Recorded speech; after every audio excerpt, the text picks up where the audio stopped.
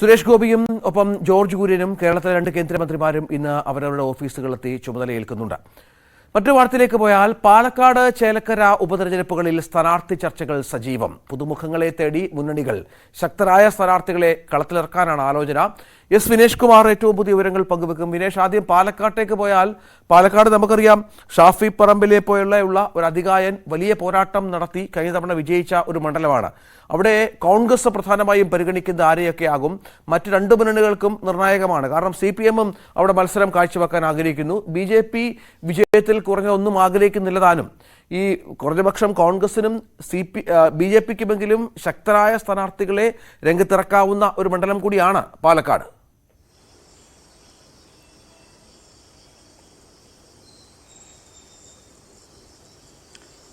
പാലക്കാട് UDF-ൽ പ്രധാനമായും ചർച്ചകൾ നടക്കുന്നത് രാഹുൽ മാങ്കൂട്ടത്തിനെയും അതുപോലെ തന്നെ VT ബൽറാമിനെയും ചുറ്റിപ്പറ്റി തന്നെയാണ്. കഴിഞ്ഞ കുറച്ച് ദിവസങ്ങളായി നടക്കുന്ന ചർച്ചകളെല്ലാം ഇങ്ങനെ തന്നെയാണ്. അതിൽ പ്രധാനമായും രാഹുൽ മാങ്കൂട്ടത്തിനെ നൽകണം എന്ന് തന്നെയാണ് ഷാഫി ഉൾപ്പെടെയുള്ള ആളുകൾ അങ്ങനെയാണ് ആവശ്യപ്പെടുക എന്നാണ് നമുക്ക് അറിയാൻ കഴിയുന്നത്. പക്ഷേ VT മികച്ച സ്ഥാനാർത്ഥിയാണ്, VTക്കും അവസരം കൊടുക്കണം എന്നൊരു വിഭാഗം കൂടി ആവശ്യപ്പെടുന്നുണ്ട്. കാരണം തൃത്താലയിൽ തോറ്റ VTക്ക് പ്രത്യേകിച്ച് സ്ഥാനങ്ങളൊന്നുമില്ല. അതുകൊണ്ട് തന്നെ VTയെ പോലെ ഒരാളെ ഇറക്കിക്കഴിഞ്ഞാൽ ജയിക്കാനുള്ള സാധ്യത കൂടി എന്തായാലും പാലക്കാട് പറയുന്നുണ്ട്.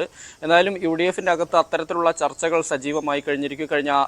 വരുന്ന 6 മാസത്തിനകം ഇവിടെ ഉപതെരഞ്ഞെടുപ്പ് നടക്കും. എന്തായാലും നമുക്കറിയാം കഴിഞ്ഞ 2 തവണയും UDF-ന് വലിയ സ്വാധീനം ചെലുത്താൻ കഴിഞ്ഞിട്ടുള്ള ഒരു സ്ഥലമാണിത്.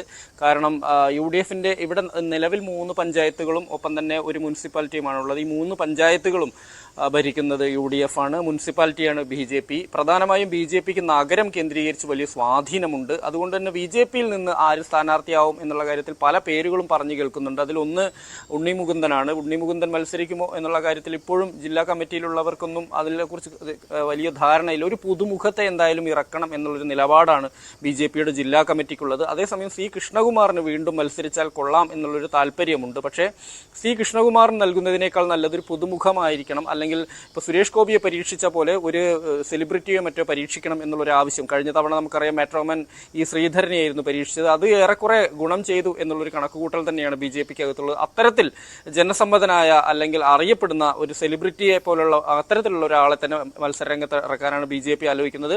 LDF-ന്റെ കാര്യത്തിൽ LDF-ന് കിട്ടാൻ സാധ്യതയില്ലാത്തൊരു മണ്ഡലം എന്നുള്ള രീതിയിൽ തന്നെയാണ് പാലക്കാടിനെ കാണുന്നത്. അതുകൊണ്ട് തന്നെ ആരെ ഇറക്കും എന്നുള്ള കാര്യത്തിൽ AV ഗോപിനാഥിന്റെ ഉൾപ്പെടെ നമുക്കറിയാം AV ഗോപിനാഥ് മുൻ DCC പ്രസിഡന്റ് ഇപ്പോൾ LDF-വുമായി ബന്ധപ്പെട്ട് ഈ തെരഞ്ഞെടുപ്പിലെല്ലാം LDF-ന് പിന്തുണ ഉണ്ടായിരുന്നു. അദ്ദേഹത്തിന്റെ നിലപാട് നിർണായകമാണ്. തെരഞ്ഞെടുപ്പിൽ നിർണായകമായിരുന്നു.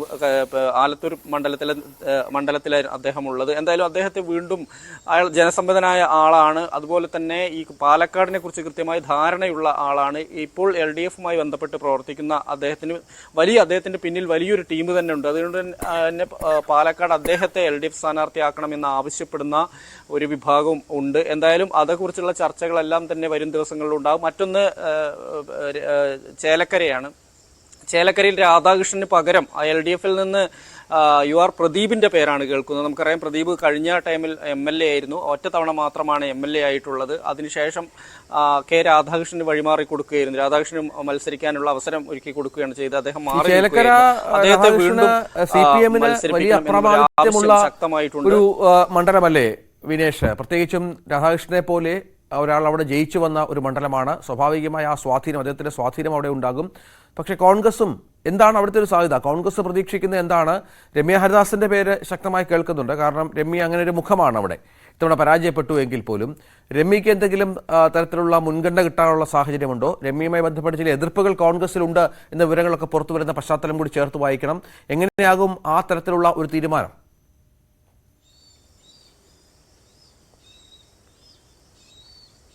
രമ്യയുടെ കാര്യത്തിൽ കൃത്യമായ ഒരു തീരുമാനത്തിലേക്ക് എന്തായാലും പാർട്ടി ഉടനെയൊന്നും എത്തില്ല. കാരണം രമ്യയ്ക്ക് വലിയൊരു എതിർപ്പ് അവിടെ തന്നെയുണ്ട്. കഴിഞ്ഞ ദിവസം അവിടെ ചില പോസ്റ്ററുകൾ പ്രത്യക്ഷപ്പെട്ടിരുന്നു. അതായത് രമ്യ ഹരിദാസ് അല്ല ഇവിടെ മത്സരിക്കേണ്ടത്, ഇവിടെ ഈ മണ്ഡലത്തെ അറിയുന്ന ഒരാളെ സ്ഥാനാർത്ഥിയാക്കാൻ UDF തയ്യാറാവണം, അല്ലെങ്കിൽ അതിന്റെ പ്രത്യാഘാതം വലുതായിരിക്കും എന്നുള്ള രീതിയിൽ ചില പോസ്റ്ററുകൾ അവിടെ പ്രത്യക്ഷപ്പെട്ടിരുന്നു ഈ ചേലക്കര ഭാഗത്ത്. അതുകൊണ്ട് തന്നെ രമ്യയെ മത്സരിപ്പിക്കരുത് എന്നുള്ളൊരു ആവശ്യം കൂടി ഉണ്ട്. പക്ഷേ കഴിഞ്ഞ 2 തവണത്തെയും രമ്യയുടെ പെർഫോമൻസ്, അതായത് ആലത്തൂർ മണ്ഡലത്തിലെ പെർഫോമൻസ് കണക്കിലെടുക്കുമ്പോൾ രമ്യയ്ക്ക് ഒരു അവസരം കൊടുക്കാം എന്ന് ആവശ്യപ്പെടുന്നവരുണ്ട്. നമുക്കറിയാം ഇത്തവണ ആലത്തൂരിൽ പരാജയപ്പെടാനുള്ള പ്രധാന കാരണം BJP-യിലേക്ക് വോട്ട് ചോർന്നത് കൊണ്ട് തന്നെയാണ്. 98,000-ഓളം വോട്ടുകൾ പോകുന്നു. രാധാകൃഷ്ണന് 30,000 വോട്ടുകൾ മാത്രമാണ് കൂടുതൽ രമ്യ ഹരിദാസിന്റെ വോട്ടിൽ നിന്ന് കഴിഞ്ഞ പ്രാവശ്യത്തെ ഭൂരിപക്ഷത്തിൽ നിന്ന് പോയിട്ടുള്ളത്. അതുകൊണ്ട് തന്നെ രമ്യ മികച്ച പ്രകടനം കാഴ്ചവെച്ചു എന്നുള്ളൊരു കണക്കുകൂട്ടൽ പാർട്ടിക്കകത്തുണ്ട്. അതുകൊണ്ട് തന്നെ രമ്യയ്ക്ക് ഒരു അവസരം കൊടുക്കണം ചേലക്കരയിൽ എന്നുള്ളൊരു നിലപാടുകൂടി അതും വരും. ഒപ്പം തന്നെ BJP-യിലേക്ക് എത്തുമ്പോൾ സരസു മികച്ച പ്രകടനം ആലത്തൂരിൽ കാഴ്ചവെച്ചതുകൊണ്ട് ചേലക്കരയിൽ സരസുവിനെ സ്ഥാനാർത്ഥിയാക്കുന്നത് സംബന്ധിച്ചുള്ള ചർച്ചകളും എന്തായാലും സജീവമാകുന്നു. വരും ദിവസങ്ങളിൽ കൂടുതൽ ചർച്ചകളിലേക്ക് പോകും, കൂടുതൽ സ്ഥാനാർത്ഥികളുടെ പേരുകൾ കേൾക്കും. അതിൽ എന്ത് തീരുമാനത്തിലെത്തും എന്നുള്ളത് നമുക്ക് കാത്തിരുന്നു കാണേണ്ടി വരും.